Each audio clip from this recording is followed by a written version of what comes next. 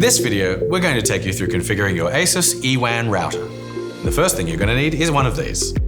Connect your modem to the optical network terminal or network termination device or fiber box via the WAN port of your modem using an Ethernet cable. The port might also be labeled as LAN/WAN, WAN/LAN4, or Internet. Make sure it's plugged into the wall and the power is on. You should see a solid blue light for the power icon.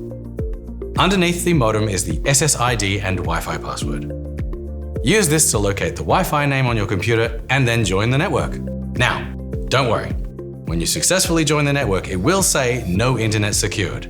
This is because we haven't configured or set it up yet. Open the internet, browse on your computer or phone, and type in 192.168.1.1. You can also check the bottom of the modem for the correct IP address if that doesn't work. You'll be prompted for a username and password. Ready for it? Username in lowercase is admin. Password in lowercase is admin. You can also check the bottom of the modem. In fact, when in doubt, that's the best place to look. If you see this interface, you've been taken to the configuration panel. Go to Advanced Settings and select WAN. Now, under the Internet Connection tab, set WAN connection type to Dynamic IP or Automatic IP. Do not clone MAC address. Leave VLAN ID unchecked or turn it off if present.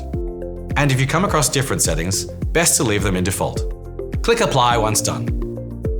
Your modem should go online within 2 to 4 minutes. Please test the service once done.